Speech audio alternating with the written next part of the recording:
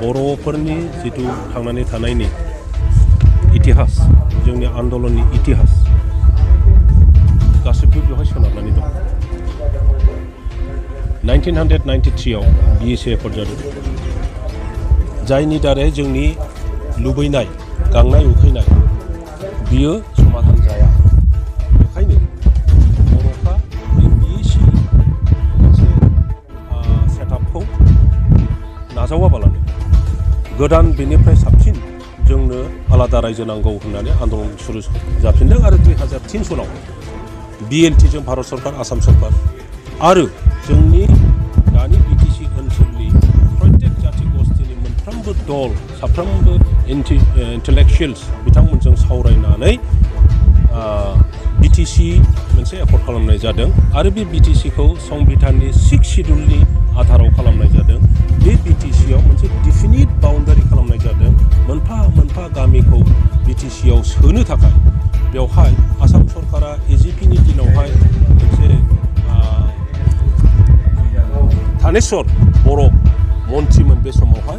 बिथांनि दैदेननायाव मोनसे कमिटि बानायनानै होनाय जादों आरो बिसोरजों सावरायनानै माखासे माने गामि सोनाय जादों 2016 सनावहाय आरोबाव AGPनि उनावहाय BJP कंग्रेस फैदों आरो कंग्रेसनि दिनावबो जोंहा भुमिधर बर्मन मन्थ्रि सेनियर मन्थ्रिनि दैदेननायाव मोनसे कमिटि बानायनानै बे गामिफोरखौ सोनाय जादों डिफिनिट डिमार्केटेड बाउन्डारि BTCआ मोननाय जादों आरो बे बाउन्डारिनि सिङाव मोनब्रै जिल्ला बानायनाय जादों क'क्राझार चिरां उदालगुरि आरो बाक्सा बेनि सिङाव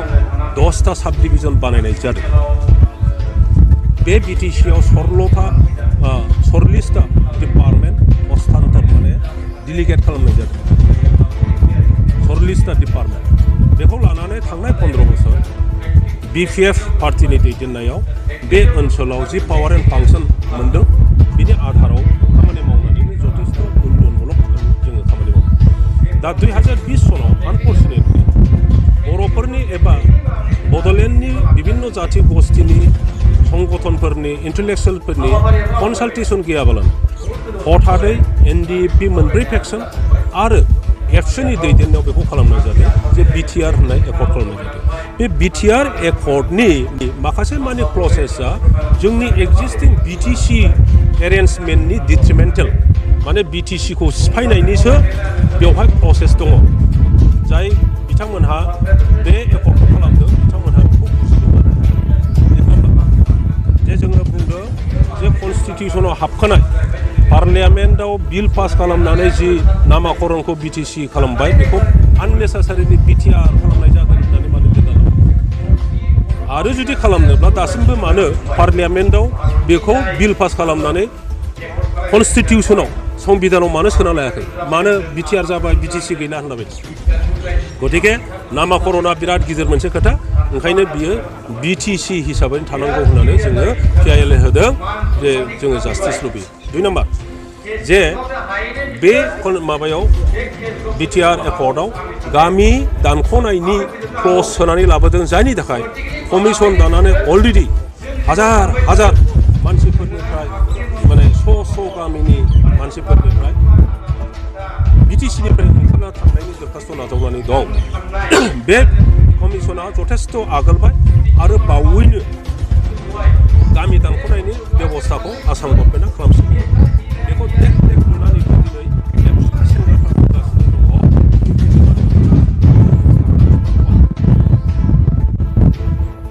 नोङो एकर्डआव लिरना लाबोखाबाय जायनि थाखाय कमिसन दाबाय जायनि थाखाय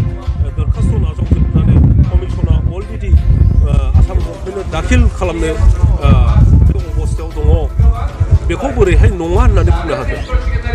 दा बिथांमोना बुंनो नागिरदों जे BTCआव हाबनो गोनां सानजानि सनितपुर आरो लखिमपुर बे एरियानि गामिनि मानसि हाबनो गोनाङा नैबे PIL होनायनि थाखायनो थाबथानोसै मिसा खोथा जों आगोलावनो ओंखायनो बे PILखौ लेट खालामनानै होदों बे गामिफोरखौ बर' कसारि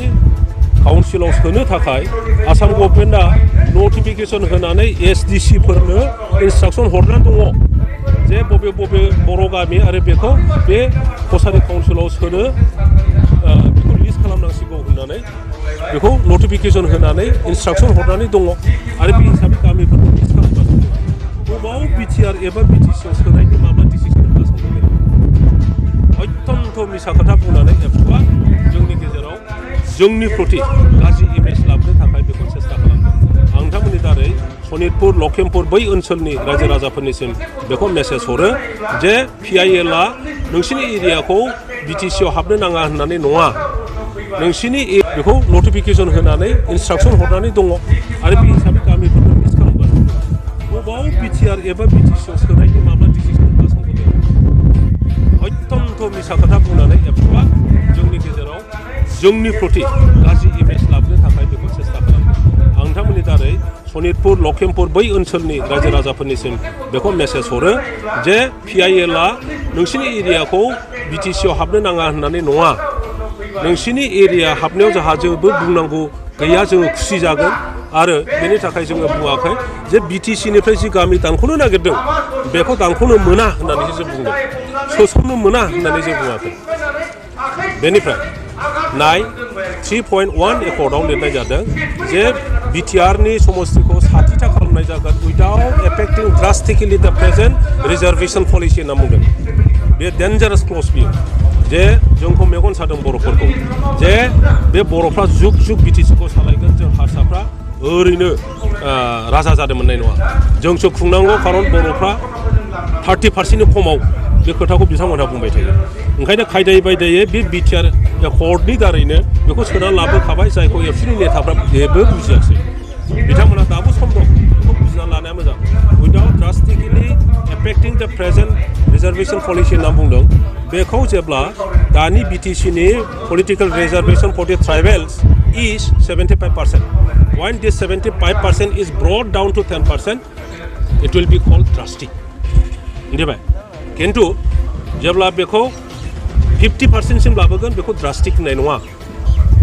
बेखौ रेशनेल होननानै बुंगोन, रिजनेबल होननानै बुंगोन। दा जेब्ला 50% फैगोन अब्ला जुग जुग बेखौ उनाव बर'फ्रा सासन खालामसिगोन, बेखौ देख दा बेखौनो खालामनो थांगासिनो दं। दा बेखौ खालामनो मोना, जोंनि रिजार्भेसन ना 75 मोन, बे 75 हिसाबै थानांगौ, माने 60